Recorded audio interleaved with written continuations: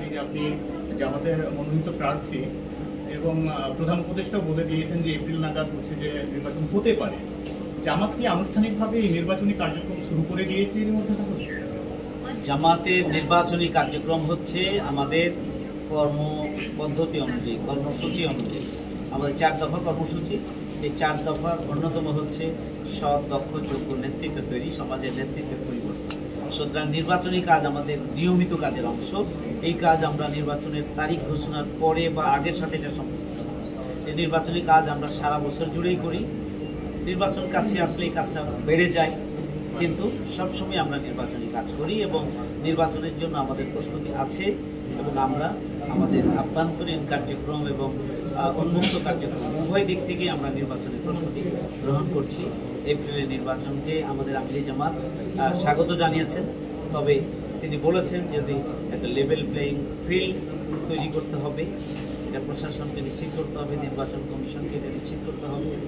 তিনি বলেছেন যে আমরা যে নির্বাচন কমিশনের সংস্কার সহ গুরুত্বপূর্ণ সংস্কারগুলোকে সম্পাদন করতে হবে এবং তিনি বলেছেন যে বিচারিক কার্যক্রমকে এগিয়ে নিতে হবে।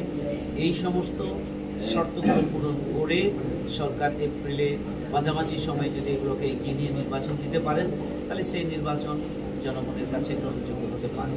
নচেত আরেকটি প্রশ্নবিদ্ধ নির্বাচন নতুন করে বাংলাদেশের সামগ্রিক পরিস্থিতিকে আবারও পিছনের দিকে নিয়ে যাবে।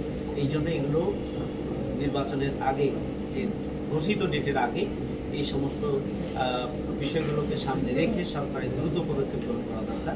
এটা আমাদের আমির জামাত বলেছেন, আমার তো একই। এই জন্য আমির জামাতের কথাটা সামনে সরকার যেভাবে এগোচ্ছে আর কি, যে গতিতে এগোচ্ছে, এটা কি সম্ভব নির্বাচনের আগে বিচার সম্পন্ন করা বা যে সংস্কারগুলোর কথা বলা হচ্ছে সেই সংস্কারগুলো সম্পন্ন করা?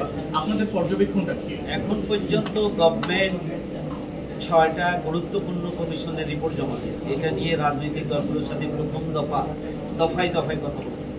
দ্বিতীয় দফা কথা আবারও শুরু হয়েছে।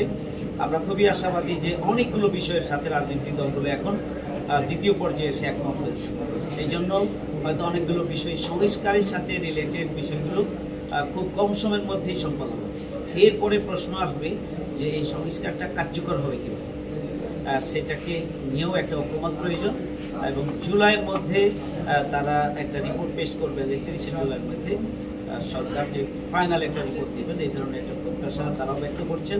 আমরা আশাবাদী যেভাবে অগ্রসর হচ্ছে এটাকে আরেকটু গতি নিয়ে যদি এগিয়ে নেওয়া যায়, আশা করা যায় যে মানে কাঙ্ক্ষিত সময়ের মধ্যেই সংস্কার হচ্ছে সবচেয়ে গুরুত্বপূর্ণ এবং বিশেষ করে নির্বাচন সংস্কার, নির্বাচন ব্যবস্থা এবং অন্যান্য মৌলিক সংস্কার যেটা নির্বাচনের সাথে রিলেটেড, এই সংস্কারগুলো গুরুত্বপূর্ণ।